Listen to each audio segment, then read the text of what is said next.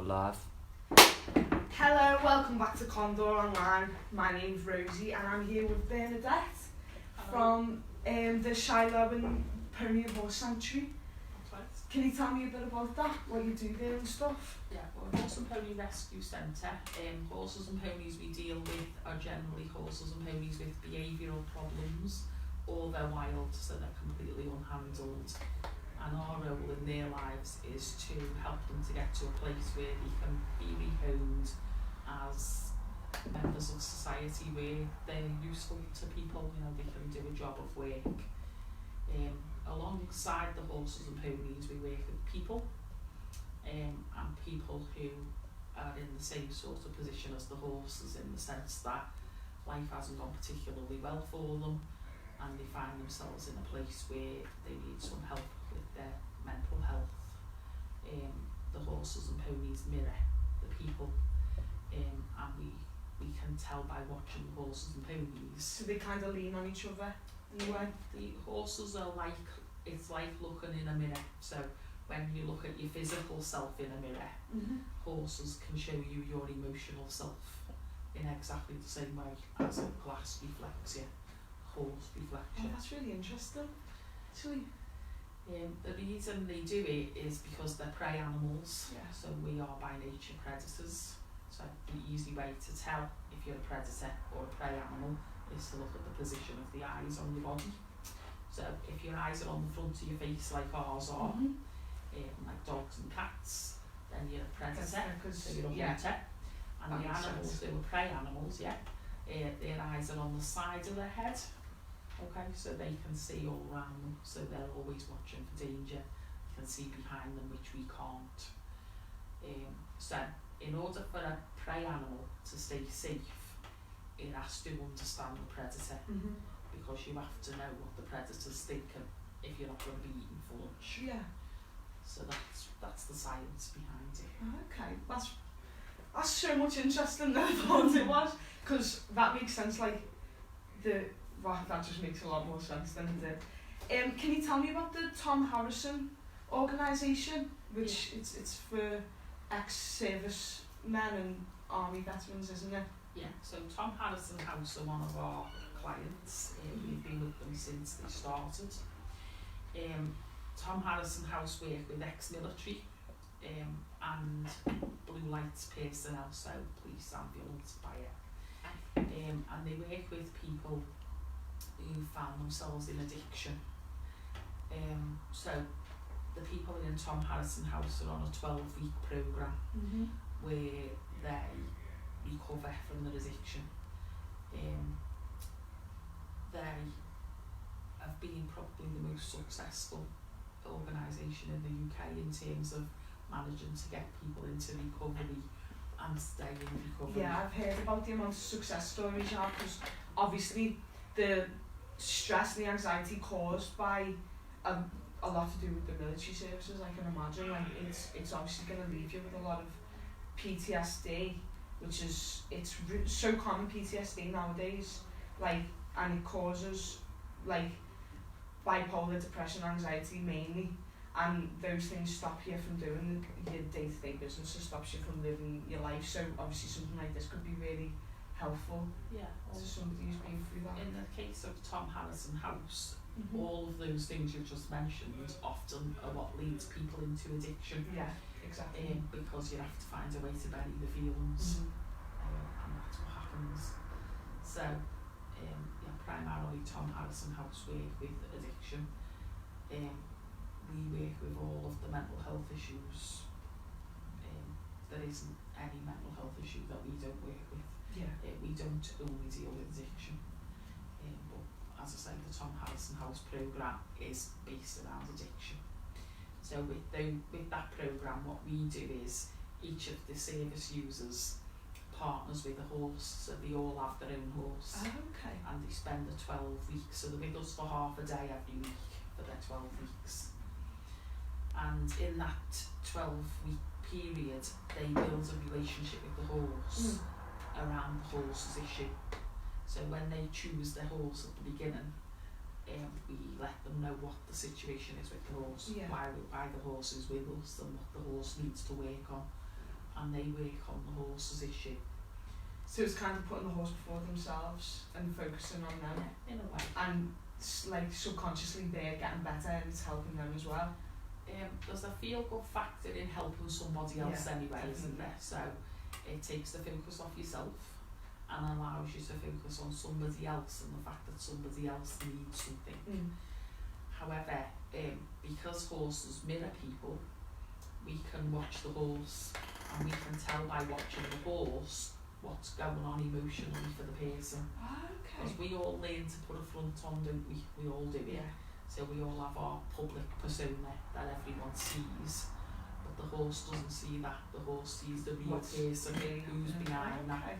So that's what we watch for. We watch for what's the horse seeing.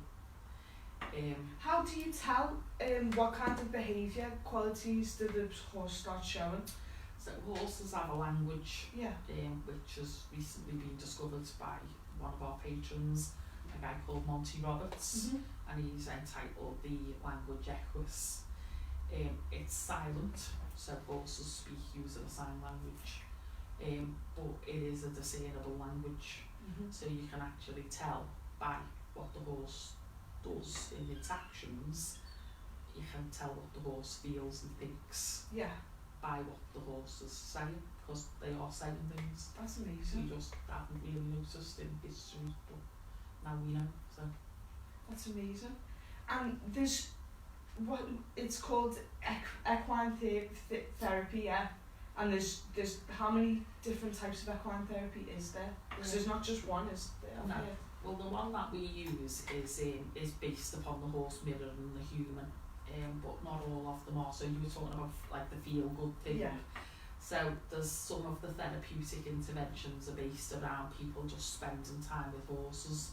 So just being outdoors, being involved with horses, doing horse riding, physical activity can help mental health. I mean, you know, if you've been there, you've been doing programs around mental health, haven't you? So when you're kind of looking at people's mental health, it's often the kind of shut down thing and not getting out and not breathing fresh air, not seeing the trees, not actually being in the here and now. Yeah.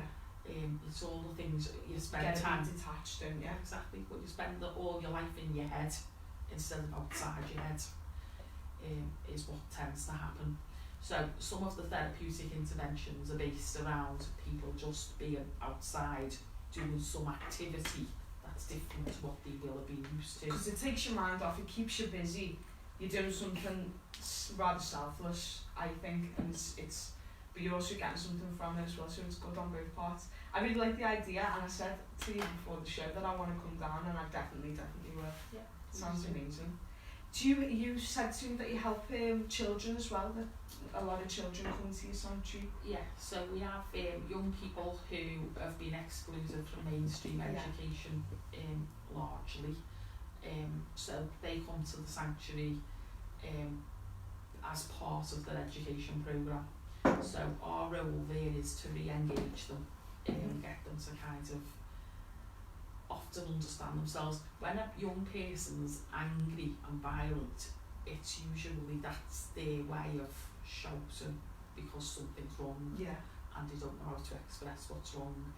So by being with the horses and having that emotional mirror, they actually grow to understand themselves. Horses don't judge, so it doesn't matter what you've done right or what you've done wrong. The horse doesn't care, and they don't care who you are, what your background is, how much money's in the bank, and how big the telly is. Who cares? And that's the whole point. So you get a chance to just be you, and along the way fall in love with who you are, rather than this strange creature that you're trying to be. So that's amazing. There's everything about this is just totally positive, and you can tell that it's going to bring you to like a better place at the end of the programme, especially with the army veterans, because children are more like impressionable and able to. There's more of a chance that they can turn back, and if they're in that mental state where they feel the only way they can get attention, or the only way they can get their mum and dad's attention or teacher's attention, is by lashing out and being aggressive, that's easier to like tap out of the child rather than the adult. Yeah. And it's such a shame as well. I was talking with somebody I had on the show last week about child mental health and depression and anxiety being at an all-time high with children at the moment, and I've got some statistics here if you'd like to hear them. Yeah. But I've got most children suffer from depression or anxiety before they're at least 13 and they don't even realise it.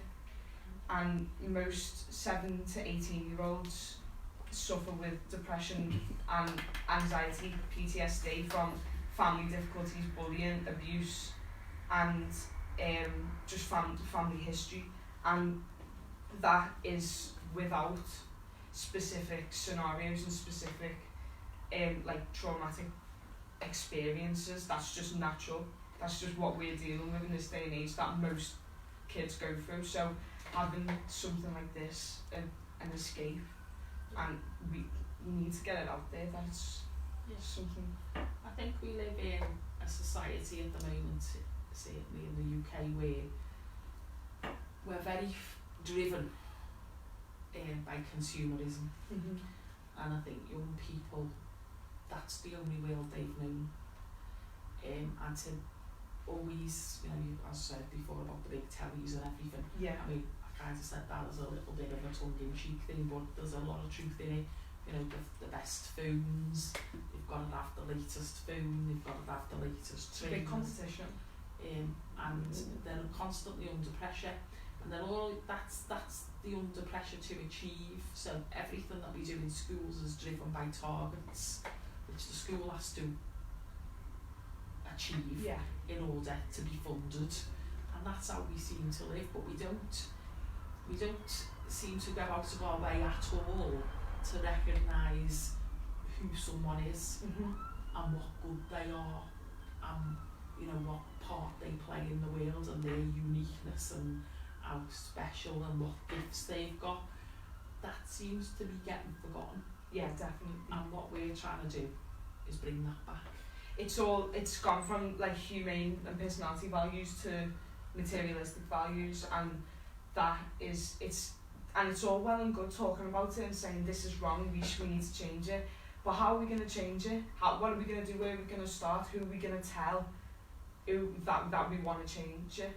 And that's why we need to kind of get it out there a bit more. Exactly. Don't we? So that's it. It's what is really important. And when people find out what's really important, it's blindingly obvious, and they just go, how did I not ever realise this before? Because it doesn't matter. It doesn't matter if you've got 10 pence in your pocket or £100,000. Who cares?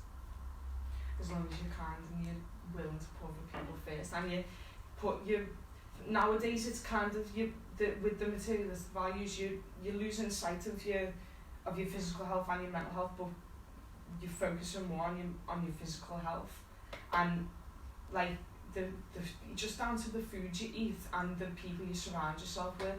You don't know what that's doing to you, and until you wake one day you're like, I can't do this anymore, because that situation, that way of living is so normal, and it's just we need to break the stigma, and we need to denormalise that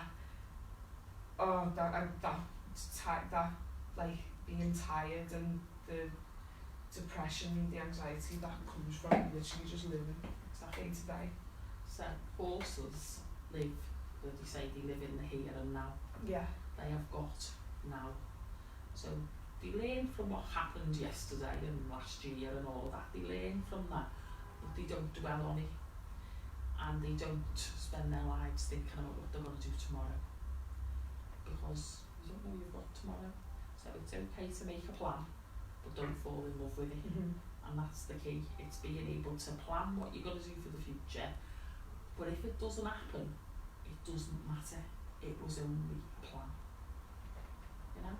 So that's the kind of way, the ethics that we sort of work to, and getting people to see that that's the way to be happy and fulfilled. because you can drive yourself mad just by giving yourself targets that are unrealistic. And Oh, no, tell me about it. well, it happens, doesn't it? And sometimes the plans that you make are scuppered by other events that you can't actually influence, I know. nothing to do with you. But, you know, if you're going to fall in love with the plan that happens to, that's where your mental health then fails. And nowadays, if you plan something, everything changes. The world changes so quickly. Exactly. It's like every few years, it's just like a totally different world. Yeah. And you can plan something. Like I think like when I'm growing up and I get to the point where I want to settle down, get a mortgage, have kids and stuff like that, it's gonna be really difficult because all the jobs that like lower class jobs and lower paid jobs, like supermarket jobs or working even waitressing or like McDonald's or whatever, it's all going to be machines doing those jobs. So And what makes you feel that your aspiration is for one of those jobs? oh, my aspiration is not for one of those Exactly. jobs. So when you want to come and get a mortgage and have your family and all do all of those things, Yeah, I can't your do future's things. yours, isn't it? Exactly. Not anyone else's, it's yours to do what you I want don't to know do. what I want to do when I'm older. I just you've got to get as much on your plate as you possibly can at this age because you're young. I know that's what I've been told anyway, and I'm just going to stick to that. Do what you feel rather than what you've been told. Okay, I will. Thank you for that advice. How long have you been open? How long has the sanctuary been open? Shiloh opened on the 9th of November 1999, so it's 20 years old in a couple of weeks' time. Oh, that's amazing! I didn't realise. I've never even heard of it before. Where is it? Netherton, did you say? Yeah, on the North Liverpool. Yeah. Same as this, really. How many horses would you say you've got? At the sanctuary at the moment we've got 48. 48. Altogether, alive, we own 174. Oh my gosh, that's amazing. 174 horses. Wow. There's so like you don't realise I didn't realise that horses had that kind of like power over the I didn't realise they had that kind of sixth sense to tell what you're going through. So, scientifically it's not really a sixth sense, but it does look like it. So what they can do, they can detect your heart rate. Mm-hmm. So obviously if you're anxious or whatever, your heart beats faster, and the horse knows your heart's beating faster, and you also produce adrenaline. Mm-hmm. And they can smell adrenaline. We can't, but they can. But it's like atmosphere that they feel. Now, you'll know, you must have went into a room at some point and went, oh, something's gone on in here. Nobody's speaking, nobody's doing anything, but it's like hitting a wall, isn't it? Yeah, the elephant in the room. Well, you can feel it. That's Yeah. You're doing exactly what they do. Okay. You're feeling an atmosphere. And it's just stronger with They can do it in 1,000 times better. It's like our sense of scent. okay. Dogs can smell better than we can. Yeah. Horses can feel better than we can. Can you train them to do that better, or is it just like a natural thing? So some therapeutic interventions train the horses to behave certain ways around people. We don't, because what I feel is that the horse should be as near to its natural self as it possibly can be, because the natural self is the best self. That's who the horse really is. So if you start training horses to feel differently, then are you really getting a mirror, or are you getting a mirror of something that you put in there before? So, there shouldn't be you shouldn't be pre-assuming, you shouldn't be deciding in advance. Yeah, that makes sense. You should be seeing what's real, not what you just made up as being real. Yeah. I think that this is something that everyone should be doing. I really do. I do too. How do you think that you could reach a larger audience? How do you think that you'd be able to get more people to realise how amazing this is? So, I think probably now it's getting a bit more out there. over previous years, it's been, in inverted commas, a bit more out there because they all thought it was a bit weird. But it's one of them, like, the proof of the pudding is in the eating. Yeah. So when we first started doing this, everyone was like, oh, you're mental. But in the end, you know, the end result shows that it's real. We had a documentary made about us, which was on television 7 years ago now. Okay. Which did a lot, and that documentary ended up going worldwide. And then became part of a degree in psychology in Adelaide University. Okay, that's amazing. So, and then we had a guy who came from Hong Kong, because they were setting up a centre in Hong Kong and they wanted to see what we do. So he came all the way from Hong Kong to see what we do. So it's definitely spreading. Yeah, it's definitely But spreading. we need it to spread more. We need it to spread more in our own country without having to worry about what's going on. Have you been at the sanctuary from the beginning? Yeah, I started it with my husband. Okay. How far has it come since then? Is it? So when we What's the difference between now and then? Talk me through it. When we got it, it was a waste ground that had been used as an illegal dump for demolition waste. So there was 800 tonnes of rubble on it. So that's what it was like at the beginning. There was a couple of buildings that were probably walls with no roofs, and we had tarpaulins over the roofs to make roof, but it wasn't really a roof. So we had it like that, we cleared it, and then for 5 years it stayed like that. The land was cleared, but the buildings were all tumbled down. And then we had a house which we live in, and so we remortgaged our house to put the buildings in that we've got now. Yeah. So now we've got a huge stables that effectively are classrooms and stables, if you like, or therapy rooms, they're everything. So we've got 8 of those. They're like 4 times a conventional stable. What goes on in those rooms? So the horses are in there. It means that the horses can be in that space safely with people, and there's room to move around. Because if you go into a conventional stable, the horse can stand in the stable and the person can be in there next to them, but the horse isn't really in a position where it can display any natural behaviour. So these stables are big enough, the horse can run around these stables. And then we also have like a classroom, so we call it the education centre, very grandly, but it's just like a classroom. It's got a couple of whiteboards, TV, and some tables and chairs. So we can use that as a classroom, and kind of talk things through, use it as a debrief room, when we have groups in, like the military group. And then we have a building which has got all the equipment in, so all the horses' food and all of their equipment is now inside the building. The fields have all been levelled out, it's all fenced off. We've got a path down the centre of the field so people can access the fields. So people can just come and like sit and read their newspaper if they want to. So that kind of place. Or they can have like actual therapeutic sessions with a label. So that's how far it's come. When we first went there, we had 5 horses, one of whom was our own. Were the horses rescue horses or? 4 were rescue horses and one wasn't. And our own horse has lived there since the day we opened until last year when he passed away. So he was there for 19 of the 20 years.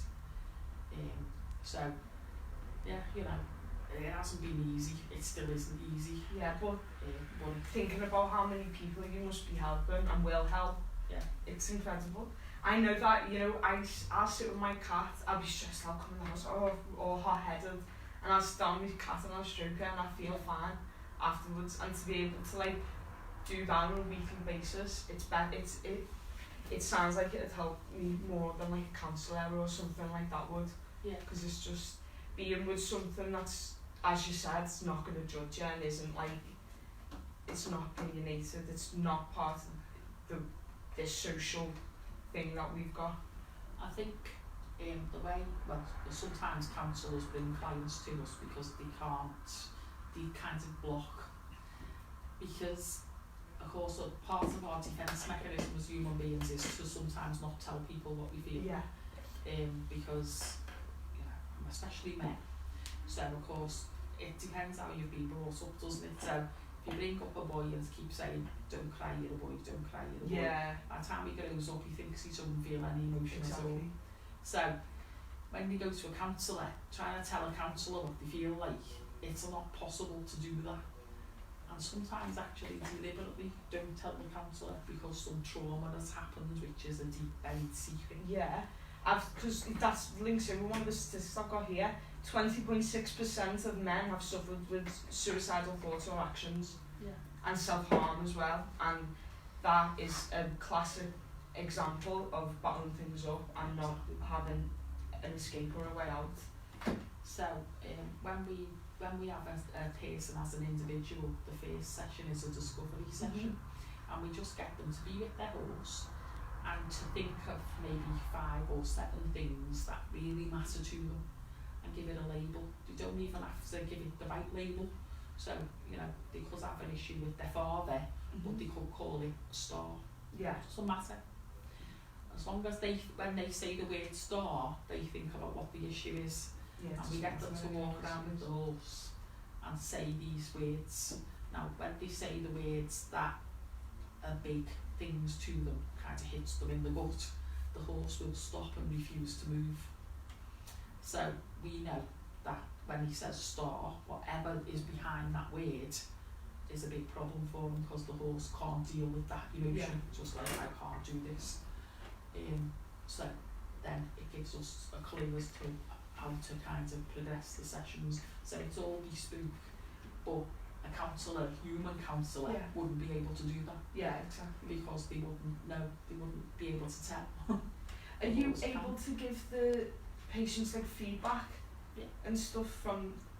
Wow, that's amazing. It's just I'm still trying to figure out how it works, but it sounds like it totally works. It does work. It doesn't sound like it works, but it really does. So do you want to just, because we need to finish up in a minute, do you want to just mention like your socials and stuff and where everyone can find you? Yeah. So Shiloh Horse and Pony Sanctuary's got a website. So it's www.shilowen.com. So Shilowen, SHYLOWEN. Shilowen's Gaelic and it means home of happiness. And we're on Twitter @Shilowen and Facebook Shilowen Horse and Pony Sanctuary. Shilowen is 2 words, SHY space LOWEN. Okay, thanks so much for coming in, Bernadette. I've had a lovely time finding out about all this, and hopefully I'll see you soon. Thank you. Hope to see you soon. This has been Condor Online. I'm Rosie. This is Bernadette Banfield, and thank you for watching.